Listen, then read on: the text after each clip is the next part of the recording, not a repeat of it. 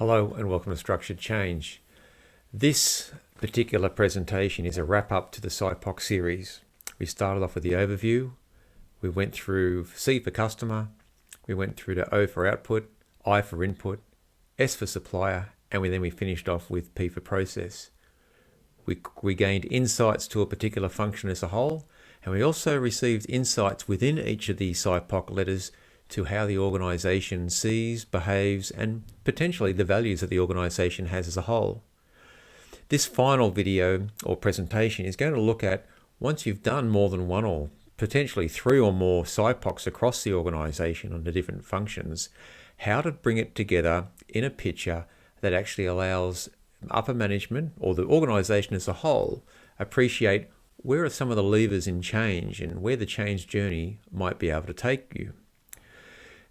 Doing this has some benefits across people, process, and technology, because people, of course, is the heart of structured change in the sense of looking at how people behave, their values and beliefs exist across the organisation.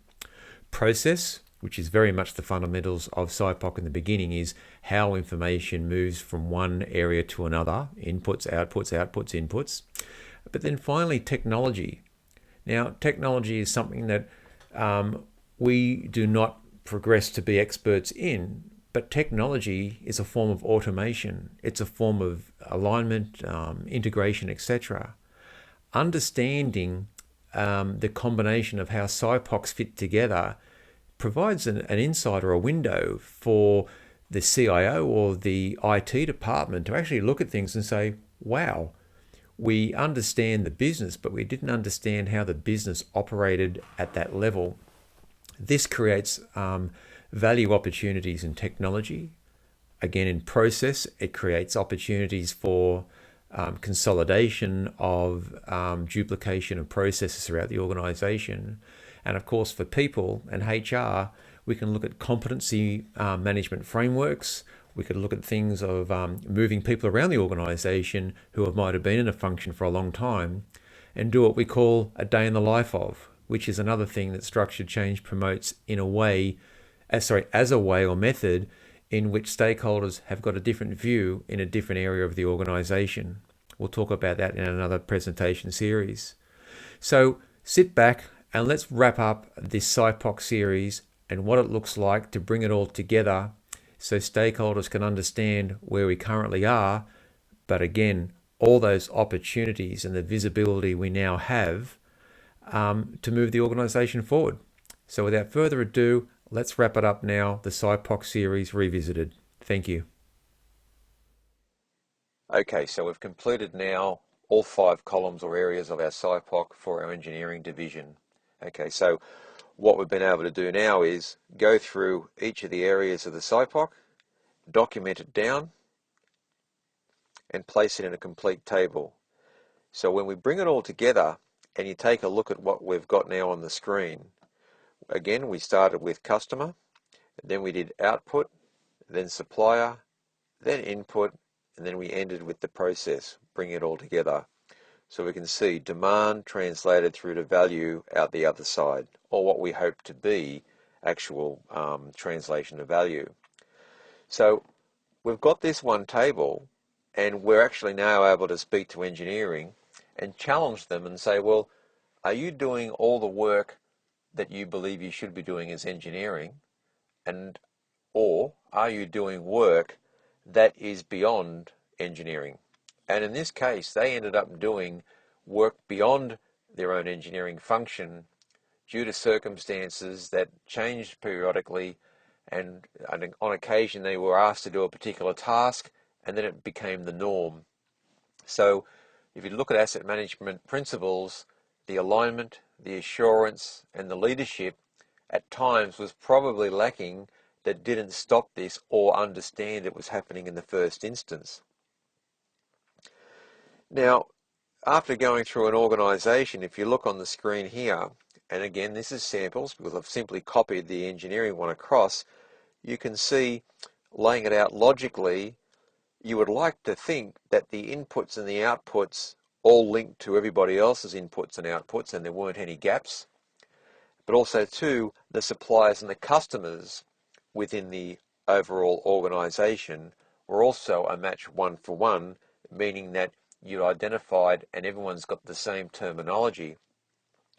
What will happen, of course, is over a period of time is certain deliverables or inputs outputs in an organization will be called different things in different parts of the area in different functions, and that's down to history, could be a change of system, etc.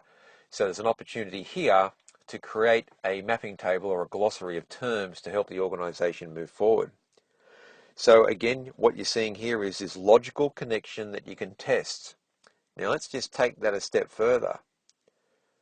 If I then, and again you can really only do this in a mapping tool, I won't go into that in this video presentation, but by mapping the individual entities across to one another, you build a picture of the interconnectivity, what is standalone, what is interfaced, and of course what is integrated. And this is a very powerful exercise to do, because what you find is when you do map something like this, you find out where some of the orphans sit inside of an organization. For instance, if someone has mentioned an output that wasn't somebody else's input, for instance, you can kind of question that and say, well, how could that possibly be? Or haven't we actually interpreted what we're talking about? Now, let's just take that a step further and come to the punchline. By going through and doing a SIPOC of each function, mapping it all together, and you don't have to do every single function of the organization. It will depend accordingly if there are maintenance organization, manufacturing, or an operations. But by doing this exercise, you have actually come up with section 4.3 of ISO 55000, which is determining the scope of the asset management system.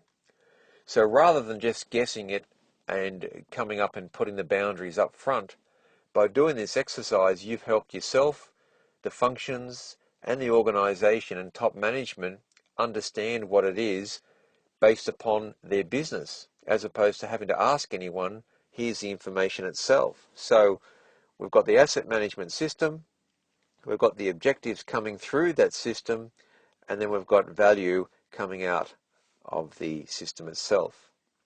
So if you look at then from an asset management principles point of view, you're seeking out to create alignment through the system, assurance through the system to ensure what we're doing from inputs and outputs gets translated across the organization. We've got leadership that actually enables the organization to have an attitude, the ability and the appetite to do it in the first instance, and finally value, which sits up here. So this presentation was the summary of how to take a SIPOC from one function, repeat it through an organization, and come to a landing that provides you a basis for change, a foundation map, but most importantly, you have just come up with the scope of your asset management system. Thank you for watching this series on SIPOC, and we invite you to look at our many other videos at structuredchange.tv.